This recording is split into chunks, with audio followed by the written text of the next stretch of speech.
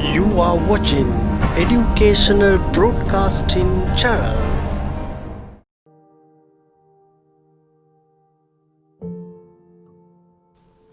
අයිබෝවන් සුබ දවසක්. ඉතින් දුවේ පුතේ අපි අද දවසෙත් අපේ සුපුරුදු ජ්‍යාමිතිය පාඩම මේ ආකාරයෙන් ආරම්භ කරනවා. ඔබට මතක ඇති මේ දක්වා අපි ආපු ගමනේදී අපේ ජ්‍යාමිතිය මුල සිට සාකච්ඡා කරලා ලක්ෂයේ සිට ක්‍රමානුකූලව අපි ගොඩනගාගෙන යනවා. අපි තවමත් අතිවාරම තුල තමයි තාමත් ඉන්නේ. අපි ක්‍රමානුකූලව මේ අතිවාරම තා ශක්තිමත් විදිහට නිර්මාණය කරගෙන සකස් කරගෙන ඉහළට තට්ටු වශයෙන් ගමන් කරන්නට ඕනේ. ඉතින් ඒකට අවශ්‍ය කරන ආම්පන් ටික අපි තාම සකස් කරගෙන යනවා. ඉතින් අපි මේ ජ්‍යාමිතිය පාඨමාලාව යටතේ මේ පාඩම් මාලාව යටතේ ඉෂ්ට සිද්ධ කරන්න යන්නේ දේ. එහෙමනම් අපි අද දවසේ තවදුරටත් අපේ පාඩමේ ඉතිරි කොටස් වලට අවතීර්ණ වෙමු. ඔබට මතක ඇති අපි මේ දක්වා අපි සාකච්ඡා කරමින් ඉන්නේ සහ මේ දක්වා සාකච්ඡා කළේ ත්‍රිකෝණ සම්බන්ධයෙන්. ත්‍රිකෝණ වල සුවිශේෂී ලක්ෂණ. මේ ත්‍රිකෝණ කියන පාඩම ඇයි මෙච්චර කාලයක් අපි මිලඟු කරන්නේ ත්‍රිකෝණ පාඩමට? ත්‍රිකෝණ කිව්වහම ගොඩක් වෙලාවට අපේ දරුවෝ විශ්වාස කරනවා ත්‍රිකෝණ කියන්නේ බොහොම සරලයි. කෝණ 3යි පාද 3යි. එහෙම නේද? ත්‍රිකෝණයක් කියන්නේ මෙන්න මේ වගේනේ.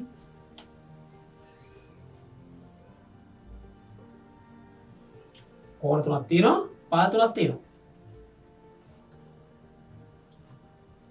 අපි ඒත් එක්ක මෙන්න මේ කෝණ 3 එකතු 180යි කියන එක අපි දැන් හදාකාරව දන්නවා. ඊළඟට කෝණ අපි වර්ගීකරණය කරා.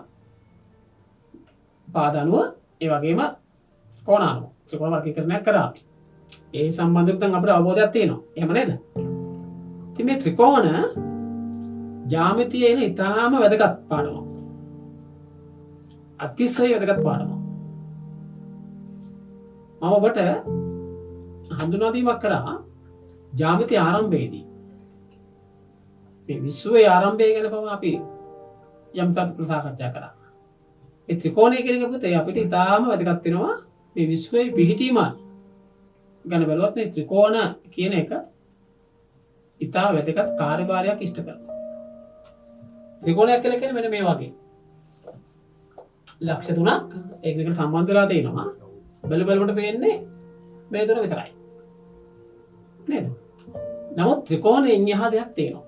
යාන්ත්‍රික වශයෙන් ත්‍රිකෝණයේ ඊට වඩා වැදගත්කම් රාශියක් තියෙනවා. ඉතින් අපිට මේ දේවල් ඉදිරියේදී ඉගෙන ගන්නට පුළුවන්. ක්‍රමානුකූලව අපි ඒවා ලැබෙන කාලයත් එක්කලා සාකච්ඡා කරමු. මේවා සුවිශේෂී ස්තැන්. ඊටාම ආකර්ෂණීය තැන්. මේ ත්‍රිකෝණ හරහා අපිට ලැබෙනවා. හොඳයි. එහෙනම් අපි මේ ත්‍රිකෝණ තවදුරටත් සාකච්ඡා කරන්න තියෙනවා. සාකච්ඡා කරන්න වෙනවා. ත්‍රිකෝණ සම්බන්ධයෙන් තවත් දෙයක් අපි මේ කතා කරන්නේ. ඒ තමයි ත්‍රිකෝණ ත්‍රිත්වය. ත්‍රිකෝණ ත්‍රිත්ව හඳුනා ගැනීම. මේක ඊටාම සරල, ඊටාම කුඩා පාඩමක්. කියලා අපට හිතෙන්නට පුළුවන්. නමුත් මේක අතිශය වැදගත් වෙනවා අපිට ඉදිරියට. ත්‍රිකෝණ ත්‍රිත්ව කිව්වහම මෙතෙන් අපි ගොඩක් කරලා සාකච්ඡා කරන්නේ ත්‍රිකෝණයක් නිර්මාණය කරන්න අවශ්‍ය කරන දේවල්. අපි ගත්තොත් එහෙම කෝණ ටිකක් අපිට දීලා මෙන්න මේ කෝණ ත්‍රිකෝණයක පිහිටනවාද කියලා අපිට කෙනෙක් අහන්න පුළුවන්. ඒ වගේ ප්‍රශ්නයක් අපිට එන්න පුළුවන්. මතුවෙන්න පුළුවන්. කෝණ තුනක් දීලා මේ කෝණ තුනෙන් ත්‍රිකෝණයක් හදන්න පුළුවන්ද? එහෙම නැත්නම් මේ කෝණ තුන ත්‍රිකෝණයක තියෙන්න පුළුවන්ද? මේකට පිළිතුරු සපයා ගන්න විදිහ ඊටම පැහැදිලි. එහෙම නේද? මොකද අපි දන්නවා ත්‍රිකෝණයක් ඇතුලේ තියෙන කෝණ තුනේ එකතුව අංශක 180යි. අපිට කෝණ තුනක් දුන්නොත් මේ කෝණ තුනේ එකතුව අංශක 180ක් වෙනවා නම් අනිවාර්යෙන් මේ කෝණ තුන ත්‍රිකෝණයක් ඇතුළේ තියෙනවා කියලා අපි දන්නවා. එහෙම නොවුනොත් මේ කෝණ තුනෙන් ත්‍රිකෝණයක් නිර්මාණය කරන්න බෑ කියන එකත් අපි දන්නවා. බැලුවොත් මෙන්න මෙහෙම අංශක 30 අංශක 40 අංශක 80 ත්‍රිකෝණයක කෝණ වේද ත්‍රිකෝණයක කෝණ වේද?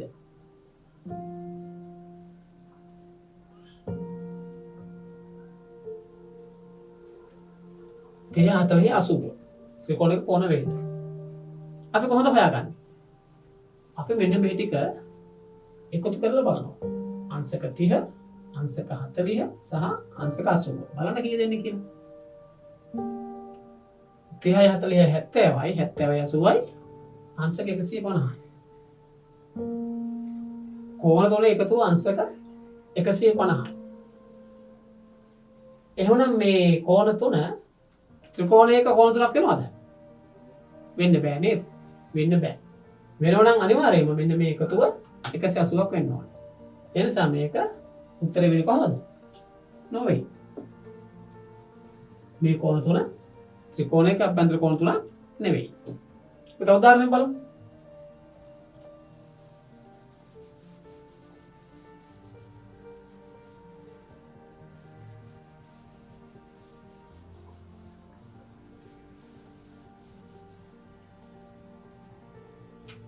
ගත වෙන මේ වගේ අංශක 50 අංශක 100 අංශක 30 මෙන්න මේ කෝණ තුන ත්‍රිකෝණයක පිහිටයි.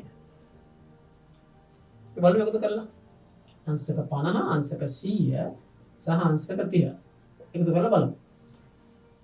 එකතු කරාම කී දෙන්නේ? 100යි 50 150 150යි 30යි අංශක 180යි.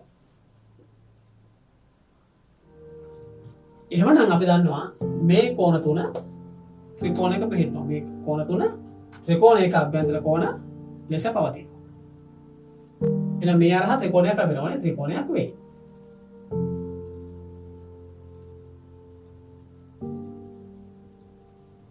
ඒ කෝණ සම්බන්ධයෙන් ත්‍රිකෝණ තිත්ත හොයාගන්න ආකාරය. කෝණ සම්බන්ධයෙන් ත්‍රිකෝණ තිත්ත හොයාගන්න කොහොමද? කෝණ තුනේ එකතුව 180ක් වෙනවා නම් අපි ඒක දන්නවා ත්‍රිකෝණ තිත්තයක් කියලා. කෝණ තුනේ එකතු 180ට අඩු හෝ වැඩි වෙනවා නම් අනිවාර්යයෙන්ම මෙතන එනම් ත්‍රිකෝණයක් නිර්මාණය වෙන්නේ නැහැ. ත්‍රිකෝණයක් ලැබෙන්නේ නැහැ. එහෙනම් එවැනි කෝණ ත්‍රිකෝණ තිත්ත නෙවෙයි. ඒ කෝණ සම්බන්ධය. ඊළඟට අපිට පාද සම්බන්ධනුත් කියන්න පුළුවන්.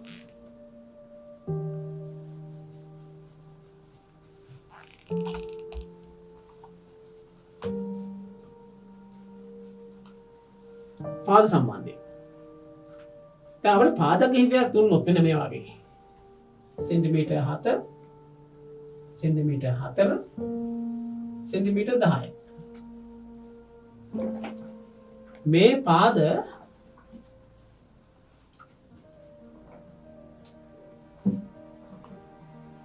ත්‍රිකෝණයක පිහිටයිද?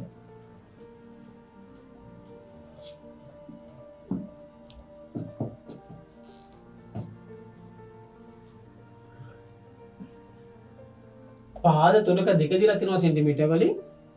අපෙන් අහනවා මෙන්න මේ පාද සහිත ත්‍රිකෝණයක් නිර්මාණය කරන්න පුළුවන්ද කියලා. අපි ඒක කොහොමද හොයාගන්නේ? ඒක ටිකක් සංකීර්ණයි. අපි ඉස්සෙල්ලා කෝණ වලින් ගත්තොත් නම් කරේ කෝණවල අගේ එකතු කරලා බලුවා. එකතු කරලා 180ට සමාන වෙනවා නම් අනිවාර්යයෙන්ම ඒක ත්‍රිකෝණයක කෝණ වෙනවා. 180 නොවෙනවා නම් ත්‍රිකෝණයක කෝණ නෙවෙයි කියලා අපිට පැහැදිලිව කියන්න පුළුවන්කම ලැබුණා. එහෙම නේද? දැන් ඒ වගේ මේ පාද දුන්නොත් එහෙම පාදවල දිග අනුව අපි කොහොමද හොයාගන්නේ මේක ත්‍රිකෝණයක පාදද නැත්නම් එහෙම නොවේද කියලා. ඒක ටිකක් සංකීර්ණයි ඉස්සෙල්ලා ක්‍රමයට වඩා. එතෙන්දී පුතේ අපි ඉස්සෙල්ලාම අරගන්න ඕනේ කුඩා ඒ කියන්නේ එක දිගට ගත්තොත් එහෙම කුඩා පාද දෙක. මෙතන එකිනෙකට වෙනස් දෙක තියෙනවා. 7යි 4යි 10යි. අපි කරන්නේ මෙතනින් විශාලයක නෙවෙයි විශාලයක හැර ඉතිරි පාද දෙක. එහෙම නැත්නම් කුඩා පාද දෙක එකතු කරලා බලනවා. කුඩා පාද දෙක එකතු කරලා බලනවා. ඒත් එක්කම ඒක අපි ඊට පස්සේ සංසන්දනය කරලා බලනවා විශාල පාදයක් එක්කලා. සම්බන්ධතාවය වෙන්නේ මේකයි. කුඩා පාද දෙකෙහි එකතුව.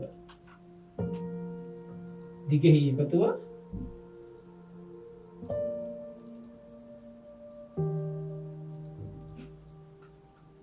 ඒක විශාල වෙන්න ඕනේ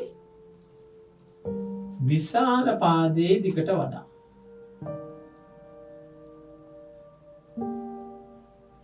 මෙන්න මේකයි සම්බන්ධතාවය.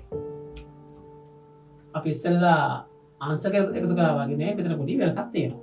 මොකද්ද සම්බන්ධතාවය? කුඩා පාද දෙකේ දිගේ එකතුව විශාල විය යුතුයි විශාලම පාදයේ දිගට වඩා. පැහැදිලිද? එහෙනම් දැන් අපි බලනවා මෙතන තියෙන කුඩාම පාද දෙක මොකද්ද? 7යි 4යි.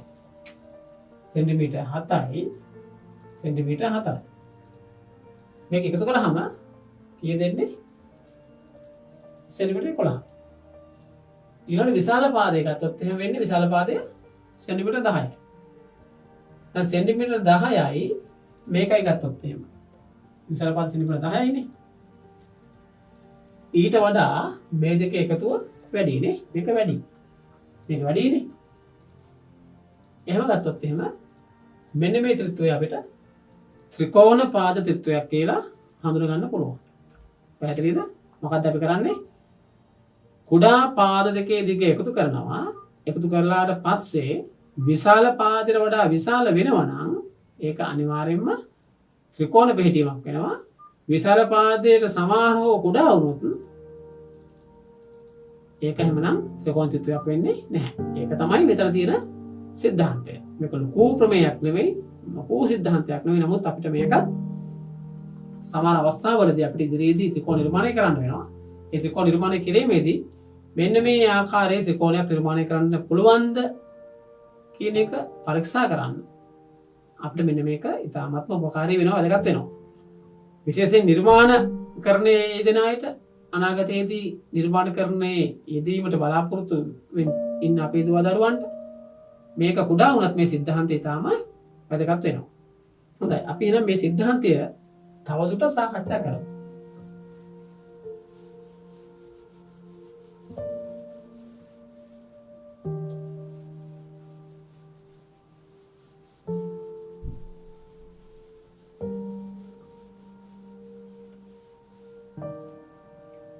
අපි නැවත මුලට එමු. අපි දැන් සාකච්ඡා කරන්නේ ත්‍රිකෝණ ත්‍රිත්ව. මෙතනදී අපිට වැදගත් වෙන්නේ ත්‍රිකෝණයක පාද තුනක දිග දෙනවා. නැත්තම් පාද තුනක දිග දෙනවා. ඒ පාද තුනෙහි දිග අනුව එවැනි පාද සහිත ත්‍රිකෝණයක් තිබෙන්නට පුළුවන්ද නැත්නම් නිර්මාණය කරන්න පුළුවන්ද කියන එක අපෙන් අහනවා. මෙන්න මේ ආකාරයේ ත්‍රිකෝණයක් නිර්මාණය කළ හැකි වේවිද කියලා අපෙන් අහන්නේ. ප්‍රශ්නේ පැහැදිලි වෙනවනේ ඉස්සෙල්ලාම. ඔබට ප්‍රශ්නේ පැහැදිලි නේද? ත්‍රිකෝණයක නැත්නම් පාද තුනක දෙකක් දෙනවා.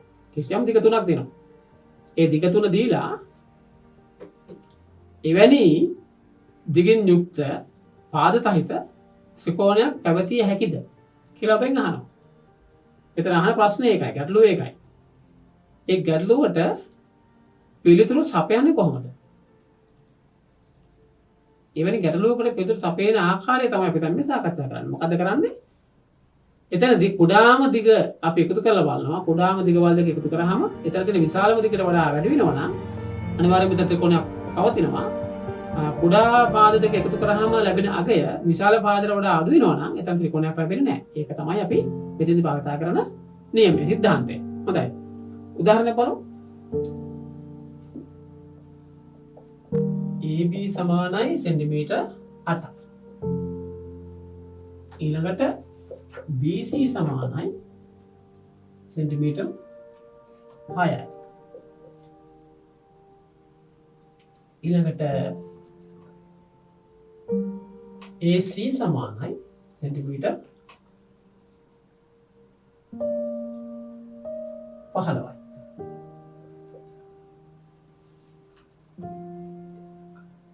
වන ABC ත්‍රිකෝණය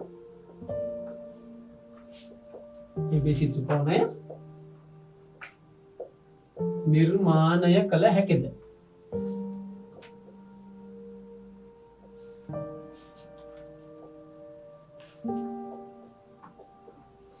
ප්‍රශ්නේ මේකයි. AB සෙන්ටිමීටර් 8යි, BC සෙන්ටිමීටර් 6යි, AC සෙන්ටිමීටර් 15 වන ABC ත්‍රිකෝණය නිර්මාණය කරන්න පුළුවන්. මෙන්න මේ ආකාරයේ ABC ත්‍රිකෝණයක් තිබෙන්නට පුළුවන්. මේක තමයි ගැටලුව. මේක තමයි අපිට දෙන තියෙන ප්‍රශ්නේ. මේ ගැටලුවට අපි උත්තර හොයන්න කොහොමද? අපි මෙතෙන්දි ඉස්සෙල්ලාම අඳුර ගන්න ඕනේ විශාලම පාදය. මොකක්ද විශාලම පාදය? AC. කීයද විශාලත්වය? සෙන්ටිමීටර් 15යි. ඊළඟට ගන්නවා එකිනෙක ඉතුරු පාද දෙක. AB 8යි BC 6යි. දැන් අපි කරන්නේ මේ 8යි 6යි එකතු කරලා බලනවා. 8යි 6යි එකතු කරාම කීයද? 8යි 6යි එකතු කරාම සෙන්ටිමීටර් 14යි. මේ එකතුව විශාලම පාදයට වඩා වැඩි වෙන්න ඕනේ. මේ එකතුව විශාලම පාදයට වඩා දිගින් වැඩි වෙන්න ඕනේ. විශාලම පාදය කීයද?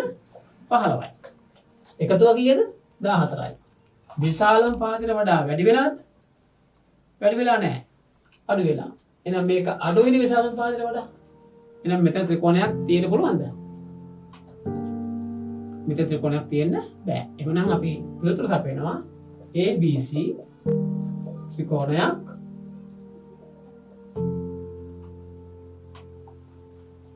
විය නොහැක නැත්නම් නොපවතී. ABC ත්‍රිකෝණයක් නොපවතී. මේක තමයි උත්තරය.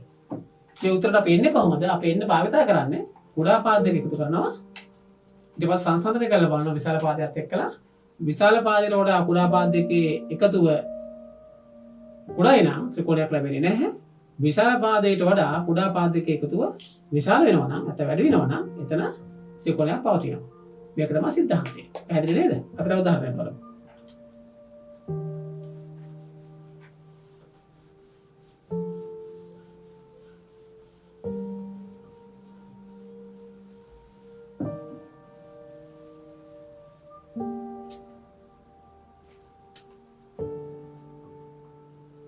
PQ 6යි QR 4යි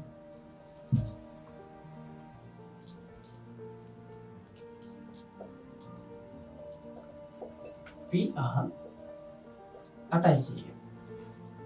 අපි අහන්නේ PQR ත්‍රිකෝණය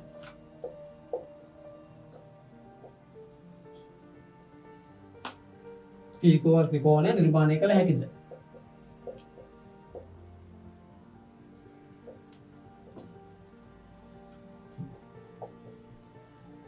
PQR ත්‍රිකෝණය නිර්මාණය කළ හැකිද?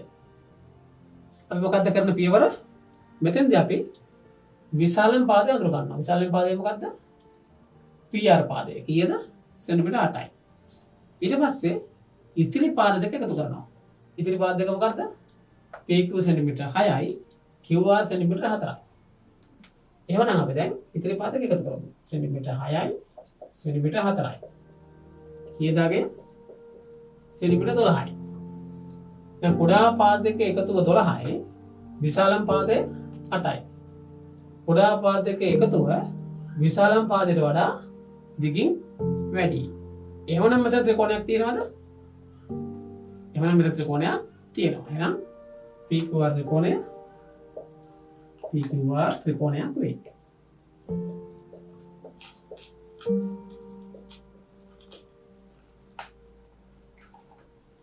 පැහැදිලිද? ඔන්න ඔය ආකාරයට අපිට පුළුවන් පාද ත්‍රිත්වයක දිග දුන්නාම මේ පාද ත්‍රිත්වය ත්‍රිකෝණයක පාද ත්‍රිත්වයක්ද කියලා පැහැදිලිව වෙන් කර අඳුර ගන්න. මේ ත්‍රිකෝණ සම්බන්ධයෙන් අපිට ත්‍රිකෝණ නිර්මාණයේදී ඉතා වැදගත් වෙන සාධකයක් තමයි අපි මේ ඉගෙන ගත්තේ. එහෙනම් මේ හරහා අපිට තවත් පුළු දේවල් ටිකක් තියෙනවා ඉගෙන ගන්න. වැදගත් වෙන.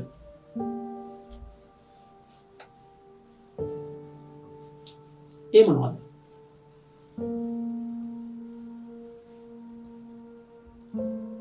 මේ ටික මතක තියාගන්නවා වගේම අපිට තව දේවල් ටිකක් තියෙනවා මතක තියාගන්න. ත්‍රිකෝණයක සාමාන්‍යයෙන් කෝණය ගත්තාම කෝණ තුනක් තියෙනවා. පාද තුනක් තියෙනවා. අපි ගත්තොත් විෂම ත්‍රිකෝණයක් ගත්තොත් එහෙම විෂම ත්‍රිකෝණේ පාද තුනට එන්නේ දිග තුනක්. විෂම ත්‍රිකෝණ කවදාකවත් සමාන වෙන්නේ නැහැ නේද? අපි ඉගෙන ගත්තානේ. පාද දෙකකට වෙනස් නම් ඒකට කියනවා විෂම ත්‍රිකෝණයක් කියලා. විෂම ත්‍රිකෝණයක කෝණ ගත්තොත් එහෙම කෝණත් විෂමයි.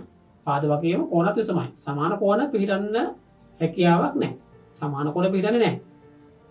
සමහර අවස්ථාවලදී කෝණ දෙකක් සමාන වෙන ත්‍රිකෝණ තියෙනවා. කෝණ තුනක් සමාන වෙන ත්‍රිකෝණ තියෙනවා. ඒ කියන්නේ කෝණ තුනම සමාන වෙන ත්‍රිකෝණ තියෙනවා. නමුත් විෂම ත්‍රිකෝණයක එහෙම කෝණ සමාන වෙන්නේ නැහැ. කෝණත් පාද වගේම විෂමයි. එතනදී අපිට හැබැයි මෙහෙම හඳුනා ගැනීමක් කරන්න පුළුවන්. කොහොමද? විශාල කෝණය සහ විශාල පාදය. හැමතිස්සෙම පුතේ මතක තියාගන්න ත්‍රිකෝණයක විශාලම අපි ගත්තොත් එහෙම විශාල පාදයේ ඉස්සරහෙන් තමයි තියෙන්නේ විශාල කෝණය. විශාල පාදයේ ඉස්සරහෙන් විශාල කෝණය තියෙනවා. ඒ වගේම කුඩාම පාදයේ ඉස්සරහෙන් කුඩාම කෝණය තියෙනවා. කුඩාම පාදයේ ඉස්සරහෙන් කුඩාම කෝණය තියෙනවා. විශාල පාදයේ ඉස්සරහෙන් විශාල කෝණය තියෙනවා. ඒකත් මතක තියාගන්න.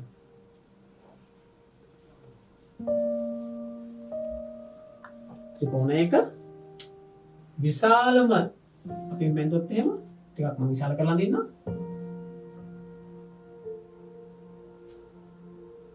මෙන්න මේ වගේ. අපිට පේනවා මේක ගත්තොත් එහෙම මම මේ හදලා තියෙන විදිහට ABC. මේක විශාලම කෝණය වෙන්නේ විශාලම පාදයේ වෙන මේ හදලා තියෙන විදිහට බෙල් බලනකොට AC තමයි විශාලම එක. AC පාදයේ විශාලයි. කලු මේක ලකුණු කලමු දෙක. මේක සෙන්ටිමීටර 12යි. මේක සෙන්ටිමීටර 11යි. මේක සෙන්ටිමීටර 6යි. මේ ආකාරයේ අපිට පැහැදිලිව පේනවා විශාලම පාදේ වෙන්නේ AC පාදේ. එහෙමනම් මේකේ අපිට කිසිම තරකයක් නැහැ. විශාලම කෝණය වෙන්නේ මෙන්න මේ පාදයේ දිහා බලාගෙන ඉන්න කෝණය. ඒ කියන්නේ මෙන්න මේ කෝණය. මේක විශාලම කෝණය වෙන්නේ එහෙමනම් මොන කෝණයද? මෙන්න මේ කෝණය. විශාලතම කෝණය.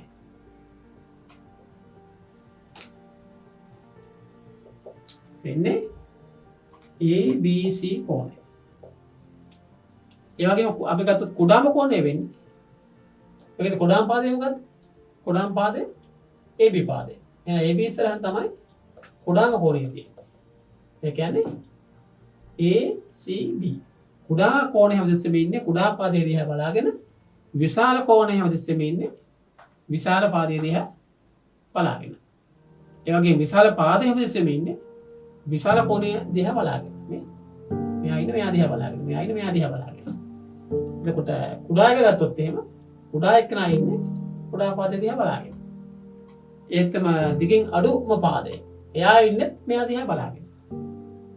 ඔන්න ඔය විදිහට අපිට ත්‍රිකෝණවල සුවිශේෂී ලක්ෂණ සුවිශේෂී සම්බන්ධතා පාද සහ කෝණ අතර හඳුනා ගන්න පුළුවන්. අපි එක පැත්තකින් ත්‍රිකෝණ ත්‍රිත්ව කියලා ඉගෙන ගත්තා.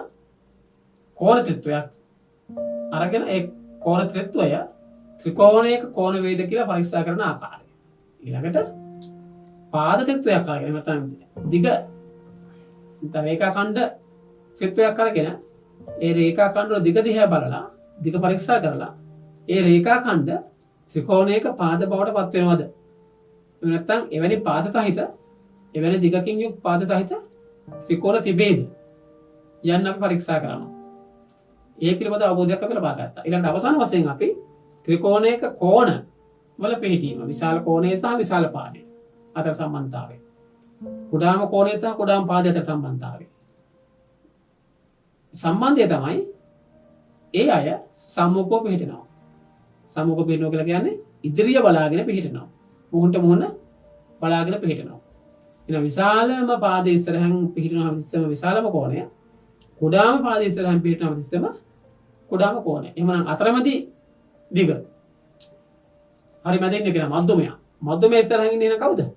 මධ්‍යම කෝණය. මධ්‍යම පාදයේ ඉස්සරහින් ඉන්නේ මධ්‍යම කෝණය කියලා අපිට ගන්නත් පුළුවන්. විශාලම පාදයේ ඉස්සරහින් විශාලම කෝණය. කුඩාම පාදයේ ඉස්සරහින් කුඩාම කෝණය. මධ්‍යම එහෙම නැත්නම් මධ්‍යම මධ්‍යම කියන්නේ අපි ගම්වහර නේද?